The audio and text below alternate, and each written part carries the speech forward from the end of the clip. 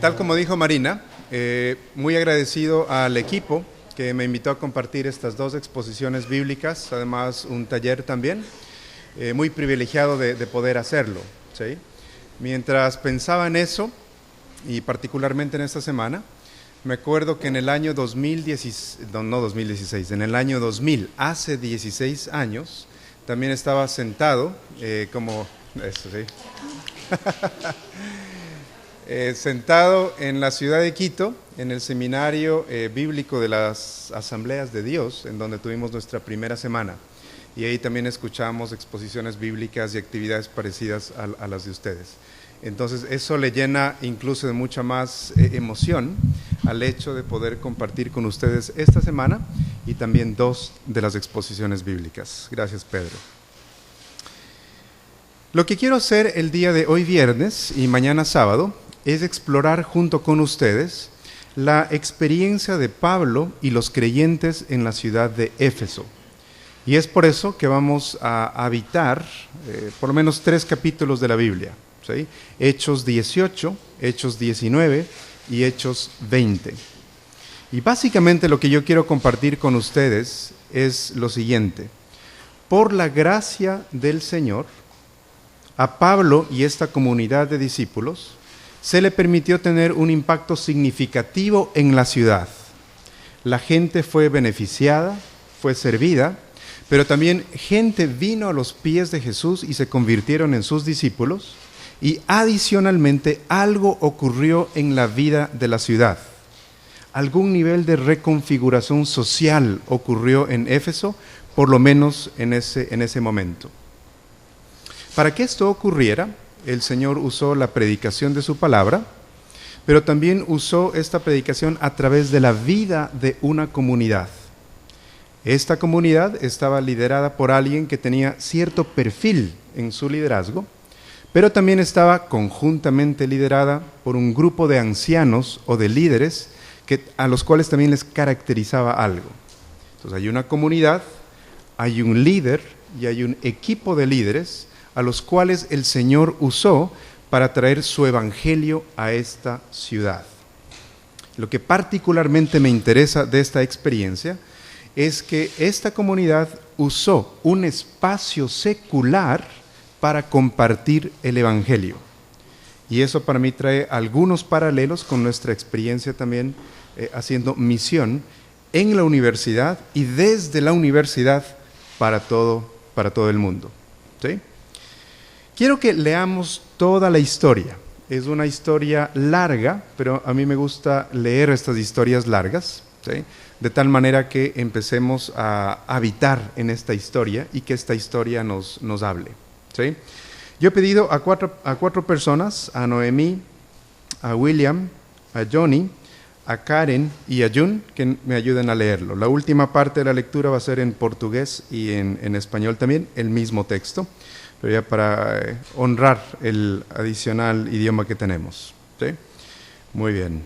Oremos antes de empezar a leer la palabra. Padre, una vez más, muchísimas gracias por tu presencia. Muchísimas gracias, Señor, por todas tus bondades. Y sobre todo, muchísimas gracias por la bondad de las bondades que es tu Hijo Jesús y por la salvación que experimentamos en Él. Rogamos también, Señor, por la asistencia de tu Espíritu Santo, de tal manera que a todos nosotros y nosotras nos ayudes a discernir tu palabra para obedecerla y obedecerla con alegría. En el nombre de Jesús oramos. Amén.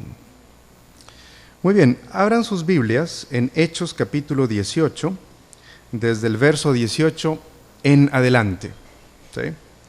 Y voy a pedirle a Noemí que empiece a leer. Luego de Noemí viene William, lo lees seguido. Luego viene Johnny, Karen y Jun.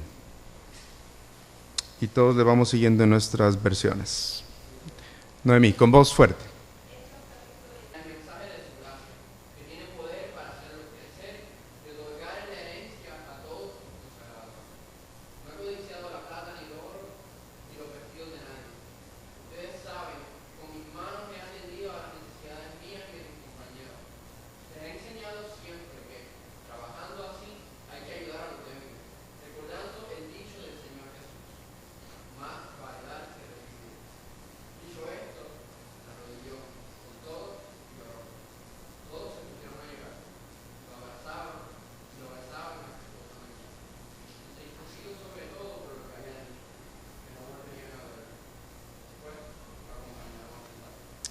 Muchas gracias. Bueno, muchas gracias por su paciencia en leer toda esta historia bastante extensa, ¿sí? Pero creo que es necesario captar toda la extensión de esta historia para luego continuar explorándola. Entonces, miren, cosas muy interesantes en el nombre del Evangelio y como fruto del poder del Evangelio ocurrieron en Éfeso.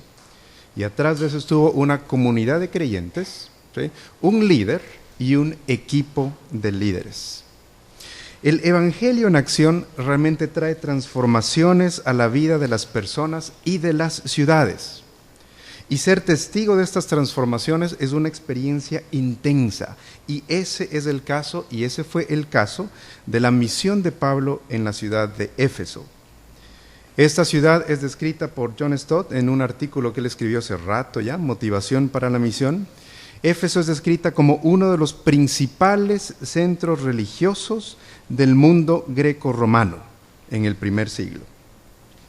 El apóstol Pablo, como ya lo leímos, visitó brevemente esta ciudad en su llamado segundo viaje misionero. Él se encontraba de regreso a Antioquía, su base misionera, y acompañado de Priscila y Aquila, llegó a esta ciudad. Visitó la sinagoga, conversó con los judíos, y ante la petición de que se quedara más tiempo, ¿sí?, Pablo dijo, miren, voy a ofrecerles llegar, visitarlos en cuanto pueda. Y es en el llamado tercer viaje misionero del apóstol, luego de pasar por las regiones de Galacia y de Frigia, que Pablo llega a la ciudad de Éfeso. Y al llegar a la ciudad, el apóstol realiza dos actividades. ¿Sí? Dos actividades. La primera cosa que realiza en Éfeso fue ponerse en contacto con todo el grupo de seguidores de Jesús. Tal vez esos seguidores eran el fruto de la evangelización de esta pareja, Priscila y Aquila. Tal vez eran el fruto de la conversión de la enseñanza de Apolos. A estos discípulos, él los instruye sobre el bautismo y sobre el Espíritu Santo para posteriormente imponerles las manos. Entonces, allí está la primera actividad que hace Pablo. Se pone en contacto con estos discípulos. La segunda actividad que realiza Pablo es asistir a la sinagoga local para hablar del reino de Dios y con valentía intentar persuadir a los judíos oyentes acerca del Evangelio. Pero el inicial entusiasmo que estos judíos mostraron en este segundo viaje, ¿sí?, por favor, cuéntanos más, vuelve, ¿sí?, este inicial entusiasmo por su predicación luego sencillamente se diluyó. Lucas nos cuenta, algunos se resistían, se negaban a creer y hablaban mal del camino cristiano. Ante esta resistencia, ante esta incredulidad y calumnia, Pablo decide apartarse de estos judíos de la sinagoga y formar un grupo aparte con los seguidores de Jesús. El relato nos cuenta que este grupo decidió reunirse en la escuela de Tirano. Entonces, miren, allí están las dos actividades iniciales que hace Pablo. Se contacta con los discípulos y va a la sinagoga. Ahora, a partir de que las cosas no van bien por allí, Pablo toma dos iniciativas, ¿sí? Las dos iniciativas que toma Pablo, la primera es, se constituyen como una comunidad, aparte de los judíos. Y la otra iniciativa es que empiezan a predicar la palabra. A estas dos iniciativas, constituirse como comunidad y empezar a predicar la palabra, el Señor le añadió realmente un gran alcance y varios frutos. La primera iniciativa que tomó el apóstol Pablo y este grupo de discípulos fue el de constituirse como una comunidad. El relato nos cuenta que formó entonces un grupo aparte con los discípulos, ahí en Hechos 19:9 me parece. Esta primera iniciativa debe ser también la de las y los estudiantes cristianos en la universidad. Y eso es parte de lo que ustedes deben estimular. Llegar a la universidad y buscar otros creyentes y constituirse como una comunidad desde la cual van a movilizarse para hacer conocer a Jesús a sus compañeros y compañeras, entre otras iniciativas. Pero esto es significativo. Deben estimular a los estudiantes a conformarse como comunidades en la universidad. No hay trabajo fructífero, no hay trabajo duradero hecho en solitario. El relato que acabamos de leer menciona a hombres y mujeres que estuvieron vinculados a los inicios de la iglesia en Éfeso y que ministraron lado a lado con Pablo. Tenemos a Priscila y a Aquila, tenemos a Apolo, tenemos algunos llamados los hermanos, tenemos otro grupo que se llama los discípulos, incluyendo a los 12 de Éfeso, muchos que habían creído recientemente y que compartían también su fe, nos lo mencionan. Se menciona a Timoteo y Erasto, enviados de Éfeso a Macedonia, y se nos cuenta también acerca de Gayo y Aristarco. Hay una comunidad que se estableció en una ciudad. Y ahí tenemos algunos iniciales obstáculos, porque debemos animar a nuestros estudiantes a considerarse a sí mismos como la comunidad cristiana que está allí en la universidad. No somos un grupo que tiene una hoja en blanco y empieza a enumerar actividades para el semestre o el año. No. Somos fundamentalmente una comunidad que resulta que hacemos actividades en el nombre de Jesús.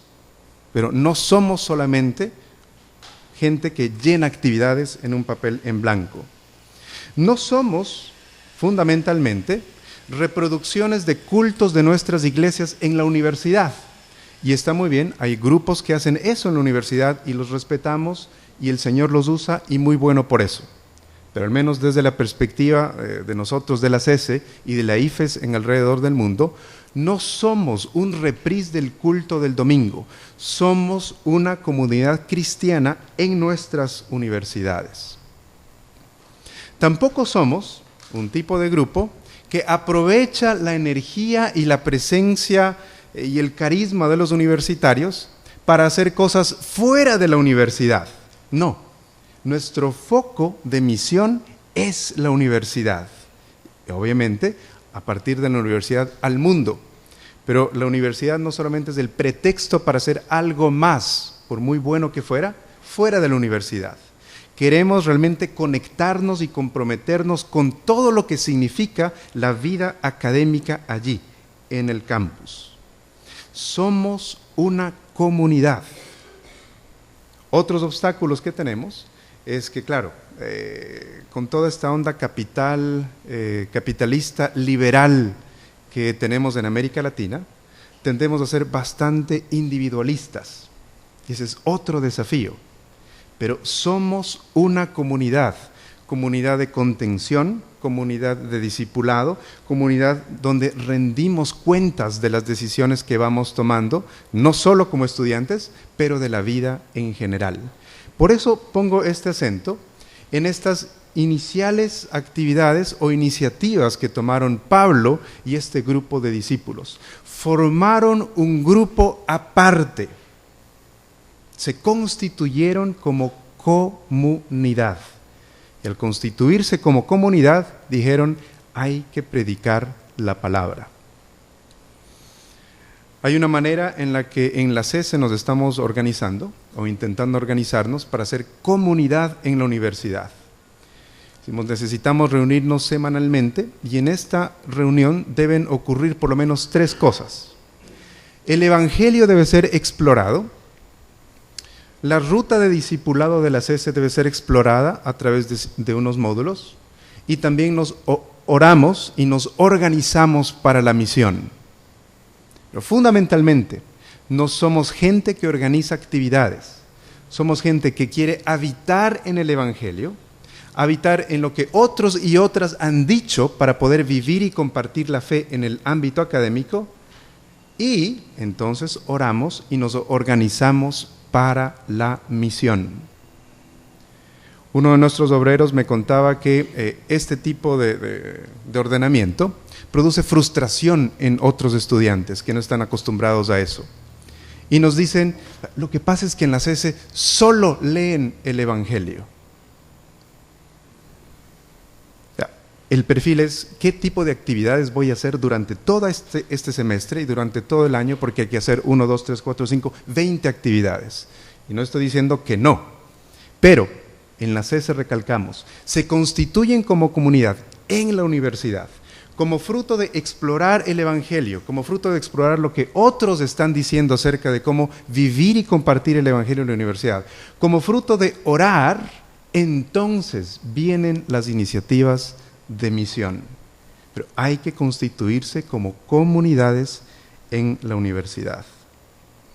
Otra, y la segunda iniciativa de Pablo y los creyentes en Éfeso, fue la de predicar la palabra de Dios.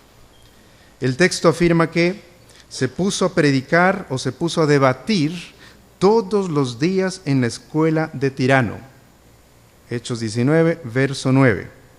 Y esta iniciativa debe estar al centro de las prioridades del estudiante cristiano y del grupo cristiano en la universidad. Comunidad y predicación. Voy a abrir ahí un paréntesis por todo lo que empezamos ayer a conversar acerca de la predicación. Al menos en esta versión, la nueva versión internacional, hay varias palabras que se usan para describir lo que nosotros llamaríamos como proclamación. Varias. No es una sola forma. Y se las voy a leer rapidito. Les animo a que hagan el ejercicio de decir, cada vez que hubo proclamación, ¿qué verbos se mencionan acá? En la versión en español. En los lenguajes originales, no sé exactamente qué es lo que se usaba, pero les cuento. Desde el 18 hasta el 20, cuando se habla de proclamación, se dice discutir, enseñaban, hablaban, refutaban, explicaban, preguntó, habló, discutió, debatía, predicó, persuadió, predicó, enseñó, predicó, proclamó, amonestó. Entonces miren, hay un amplio rango de usos cuando uno comunica la palabra de Dios, porque no es lo mismo refutar o debatir que preguntar. Entonces Pablo y esta comunidad de discípulos no usaban una sola forma. Había varias formas que ellos usaban para el mismo fin, comunicar la palabra de Dios. Y eso con uso de palabras. Vamos a ver qué otras cosas también comunicaban allí. El historiador Justo González, de Puerto Rico, en su excelentísima crítica textual de este texto, ¿sí?, señala que esto de la escuela de Tirano puede significar varias cosas. Dice, una, es que Tirano era un maestro o filósofo que enseñaba o había enseñado en esta escuela y cuyo renombre le dio el nombre a la escuela. Esa es una posibilidad para interpretar. La segunda, dice, Tirano era el dueño del edificio y lo arrendaba para conferencias a diferentes usuarios. No era filósofo, era alguien que tenía la plata y tenía un edificio. La tercera, dice, Tirano fue el constructor o arquitecto del edificio, por lo cual llevaba su nombre. Este autor también señala que uno de los manuscritos precisa la hora en la que Pablo aparentemente ocupaba la escuela. Aparentemente, según algunos manuscritos, se reunían entre las 11 de la mañana, ¿sí?, hasta las 4 de la tarde, cuando hacía muchísimo más calor y seguramente nadie quería ocupar esta escuela. Ahora, ¿por qué me interesa y me llamó mucho la atención este tipo de detalles? Porque yo veo allí un paralelo, muchas similaridades entre el espacio que usó Pablo y esta comunidad de creyentes y los espacios que ustedes usan y que los estudiantes usan para compartir el Evangelio en las universidades. Estamos justamente en las escuelas. Nosotros no privilegiamos espacios más como religiosos para compartir el Evangelio. Estamos en un espacio que es por excelencia secular, nuestras escuelas. Y Pablo y esta comunidad de discípulos dijo, por 2 años vamos a privilegiar el uso de este espacio secular para compartir el Evangelio y realmente con un poder que yo creo que les sorprendió a ellos y nos sorprende también a nosotros cada vez que lo leemos, ¿sí? Tal como sucede actualmente a los estudiantes y las estudiantes universitarios cristianos al habitar en el campus universitario, en cuyas aulas, laboratorios, corredores y cafeterías se promueve la producción y la difusión de conocimiento de toda índole.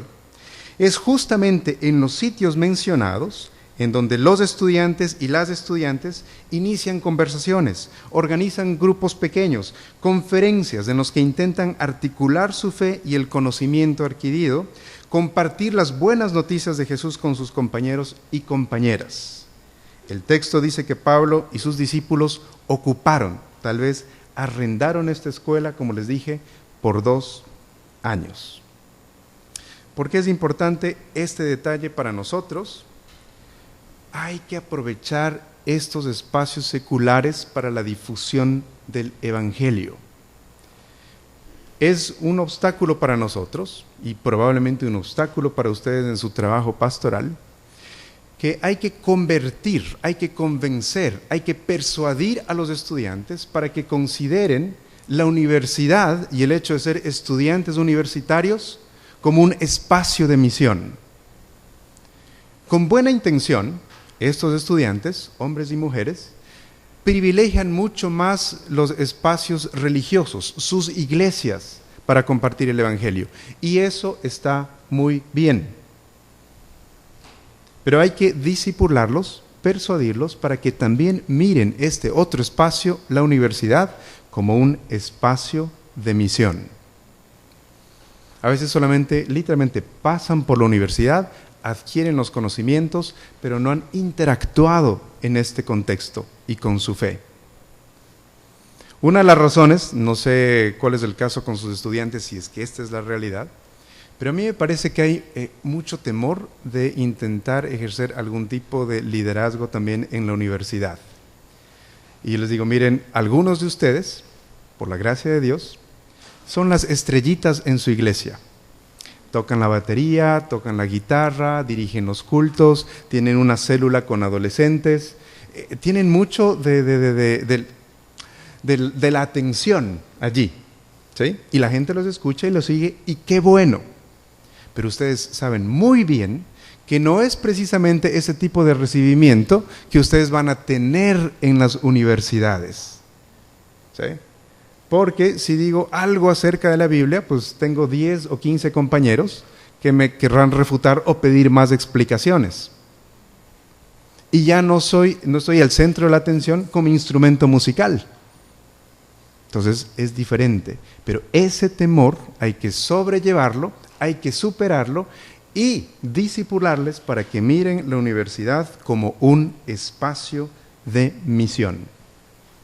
La primera. La segunda es que hay que decirles, miren, ustedes están como 3 o 4 años como estudiantes y es parte de su vocación cristiana hacer misión en la universidad. Hay un teólogo que dice, para entender nuestra vocación hay que entender nuestra historia y hay que entender nuestro tiempo.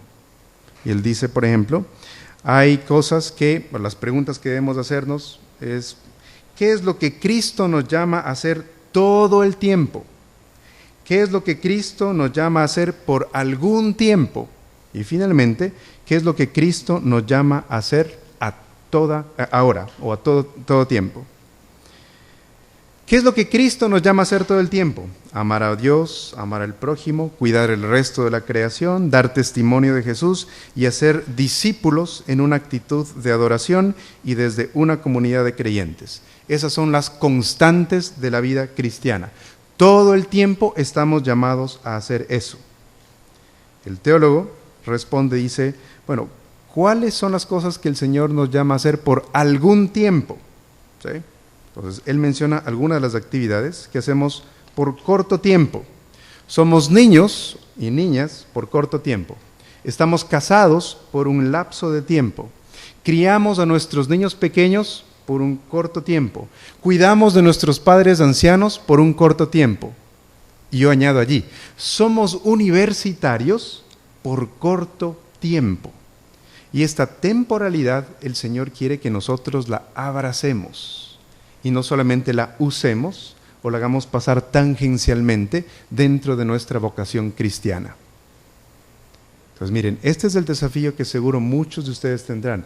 Persuadir a estos estudiantes para que entiendan este espacio como espacio de misión y entiendan este tiempo en sus vidas también como un tiempo integral de su vocación de su vocación cristiana. Muy pocos de nuestros estudiantes realmente van a ser profesores, docentes o de la parte administrativa de la universidad. Estos 3 o 4 años realmente hay que aprovecharlos.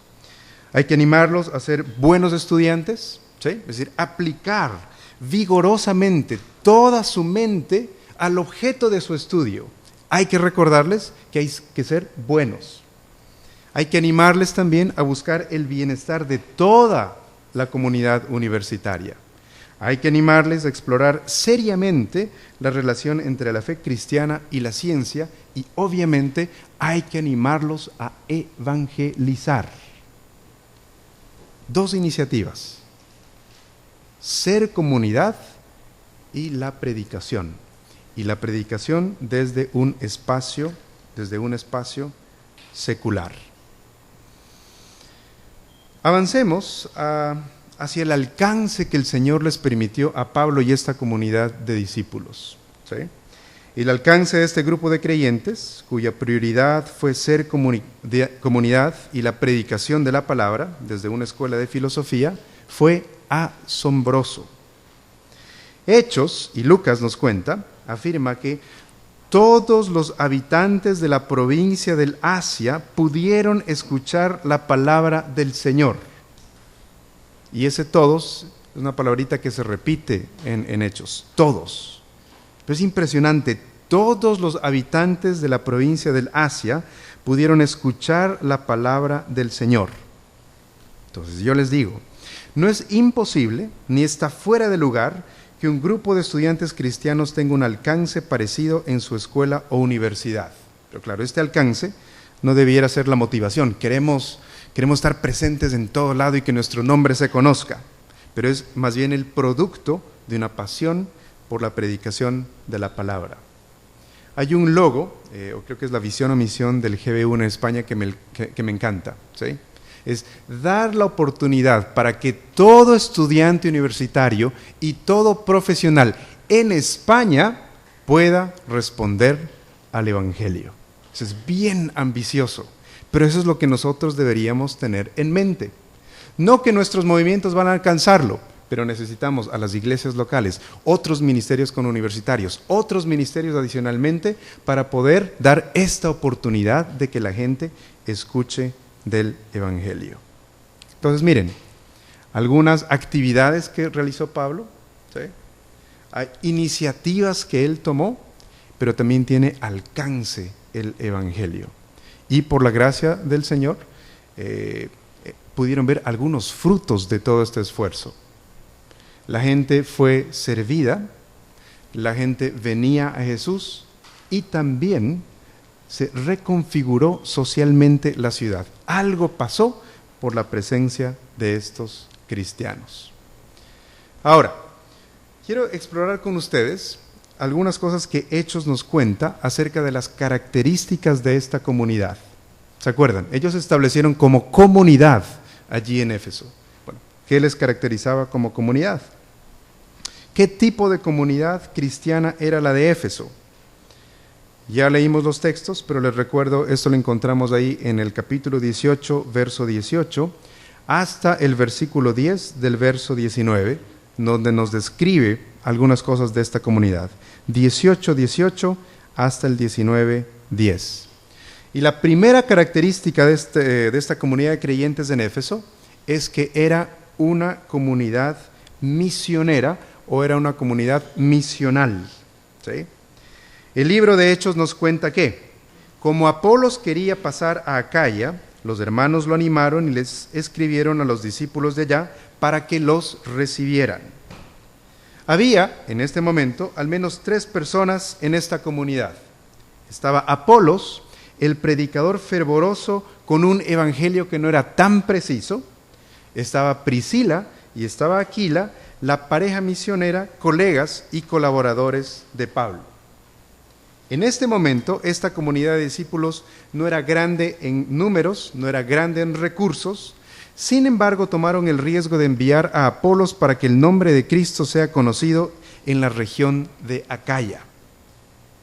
Ser una comunidad que envía discípulos a servir y tomar iniciativas de misión no es un asunto solamente de tener números o recursos, es un asunto de la disponibilidad de sus miembros o estudiantes a ser enviados. Enviados como profesionales, enviados como estudiantes.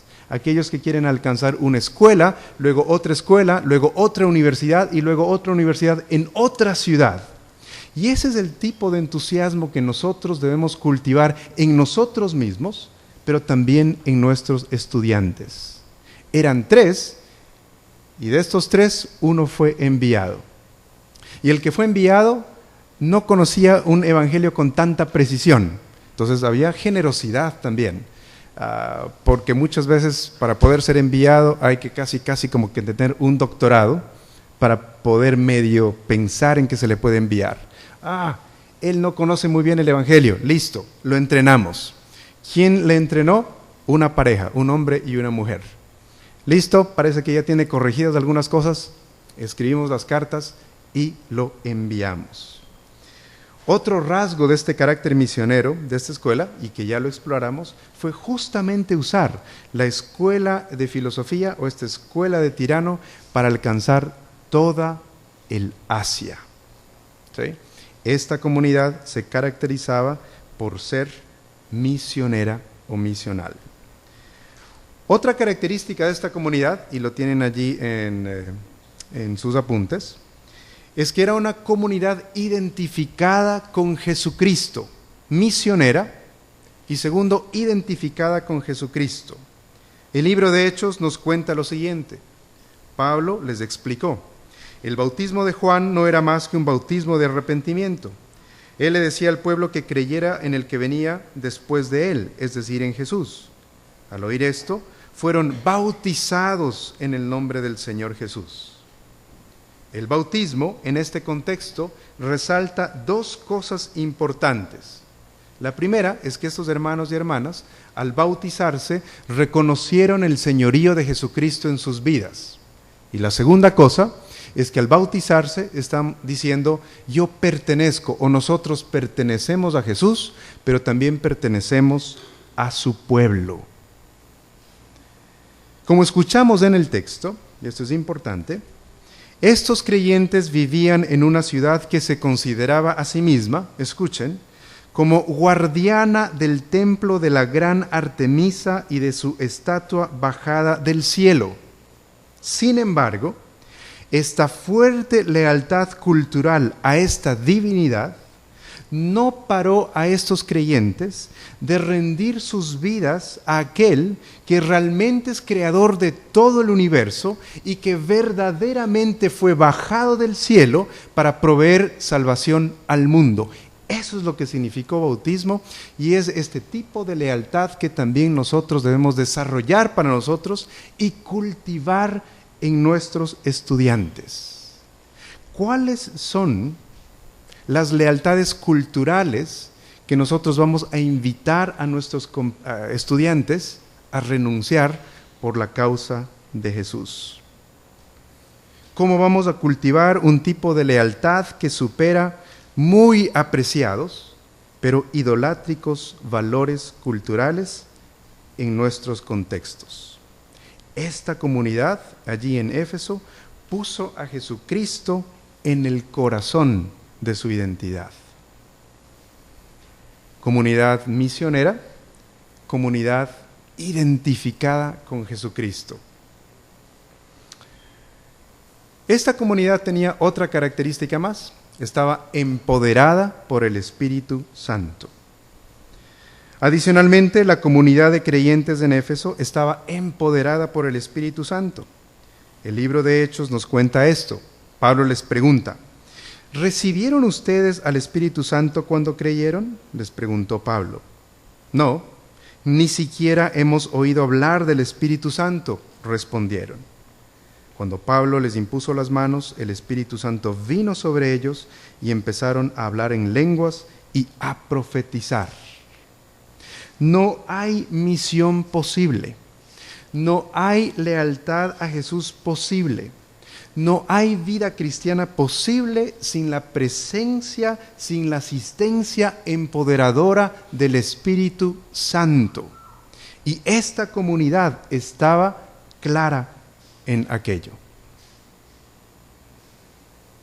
Una comunidad misionera, una comunidad identificada con Jesús, una comunidad empoderada por el Espíritu Santo. Una última característica que resaltar en esta comunidad. La última característica de esta iglesia o de esta comunidad que quiero resaltar es que ellos tenían las Escrituras al centro de su vida. Y podemos ver esta característica, en algunos datos que nos ofrece esta comunidad. Primero, cuando Priscila y Aquila explicaron más precisamente las Escrituras a Apolos. Primero. Cuando Pablo explicó a la joven congregación acerca de Jesús y el Espíritu Santo. Cuando Pablo discutió acerca del reino de Dios en la sinagoga. Cuando Pablo a diario debatía en la escuela de Tirano. Hay varios eventos, varios datos de esta comunidad que nos dicen tenían las Escrituras en el centro de sus vidas. Conocer y amar la palabra de Dios era central para esta comunidad cristiana, definitivamente. Y eso ya lo ha recalcado Ricardo, ya lo ha recalcado también Marina. Hemos diseñado un taller para ayudarles a tener herramientas para tener la palabra de Dios al centro de sus vidas. Y si hay algo que con mucho convencimiento quisiera animarles, es a desarrollar estos hábitos para ustedes mismos, estos hábitos de la lectura de la Biblia y de la oración. Esta comunidad tenía las Escrituras al centro de su vida. Solamente para añadir algo más, lo pensé que no lo tenía inicialmente planificado, pero solamente para animarlos a que ustedes desarrollen esto de tener las Escrituras al centro de su vida, quisiera que leamos brevemente el testimonio de 3 personas acerca de cómo es el impacto de la Biblia y la oración en sus vidas. ¿Sí? Carlos, ¿me ayudas por favor? Con el PowerPoint que dice vida devocional. Muchas gracias. Vamos a escuchar a 4. ¿Sí? Ese es parte de un taller que les damos a nuestros estudiantes acerca de la vida devocional. Entonces, fíjense. El apóstol Pedro, acerca de lo que es el devocional o tener las Escrituras al centro. Tenemos también la palabra profética más segura, a la cual hacéis bien en estar atentos como una antorcha que alumbre en lugar oscuro, hasta que el día amanezca y el lucero de la mañana salga en vuestros corazones. Miren qué bonito que Pedro lo pone. ¿Qué es un devocional? Es escuchar o fijarse en la palabra como una antorcha y estar pendiente de esta antorcha hasta que la luz salga en nuestros corazones. Eso es un devocional. Siguiente. Está Vinod Ramachandra, seguramente algunos de ustedes lo han escuchado o lo han leído. Él dice: no he encontrado a ni un solo líder o académico cristiano que haya hecho una significativa contribución a la misión de la Iglesia, que no haya desarrollado los hábitos diarios de la meditación en la palabra y la oración. Mirando hacia atrás en mi vida, puedo decir que este ha sido el único hábito más importante que he cultivado desde que era un joven creyente, junto con la lectura de la Biblia en 2 o 3 años. Siguiente, por favor. Él es Leslie Newbigin, un misionero, teólogo, que dice: cada vez más encuentro que el tiempo más precioso de mi día son aquellos 30 o 40 minutos que paso cada mañana antes del desayuno con mi Biblia. Todo el resto del día soy bombardeado con las historias que el mundo cuenta de sí mismo. Cada vez soy más escéptico acerca de esas historias. Cuando tomo tiempo para sumergirme a mí mismo en la historia que la Biblia cuenta, mi visión es clarificada y veo las cosas de otra manera. Puedo ver el día que tengo por delante en su lugar, en la historia de Dios. Entonces puedo enfrentar los sucesos impredecibles del día, sabiendo que no estaré perdido. La última. Él es Desmond Tutu, arzobispo anglicano en Sudáfrica, activista en contra del apartheid. Este encuentro con el Señor se ha hecho tan importante para mí que siento un malestar físico si no dispongo por la mañana de un tiempo para orar. Peor que si me hubiese olvidado de cepillarme los dientes. Estaría absolutamente desorientado y perdido si no dispusiera todos los días de un tiempo con Dios. Una cosa por seguro es que yo no soy Desmond Tutu. Yo no soy Leslie Newbigin. Yo no soy Vinod Ramachandra. Yo no soy el apóstol Pedro.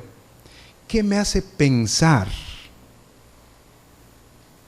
¿Qué me hace pensar que puedo sobrevivir sin la palabra?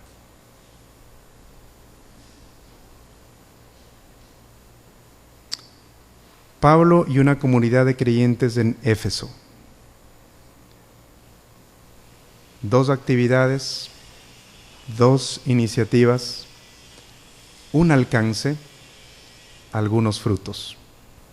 Y esta comunidad se caracterizaba por ser misionera, identificada con Jesús, empoderada por el Espíritu y con las Escrituras al centro de sus vidas.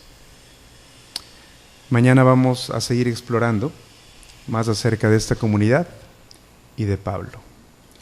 Oremos.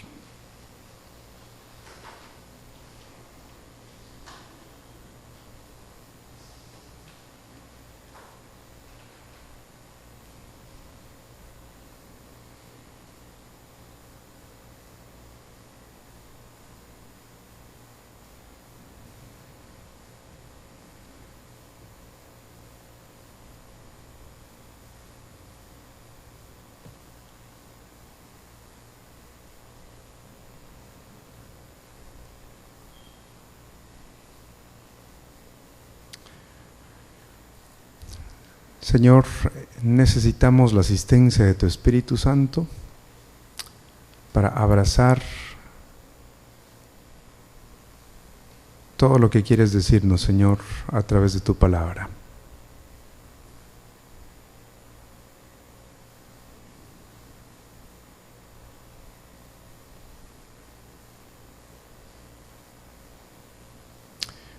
Afirma, Señor, lo que tengas que afirmar en nuestras vidas.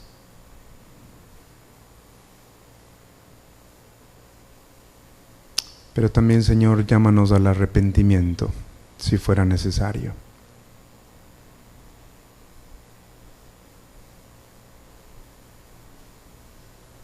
Amén.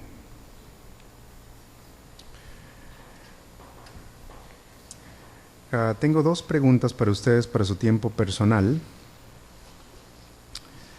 Solamente les voy a dejar una. La otra vamos a dejarlo para mañana porque debía primero desarrollar una parte de la exposición. Pero la pregunta que les dejo para conversar en sus grupos pequeños es: ¿cómo vamos a promover ser comunidad en la universidad? ¿Cómo promover ser comunidad cristiana en la universidad? ¿Y cómo vamos específicamente a promover estas 4 características que hemos mencionado?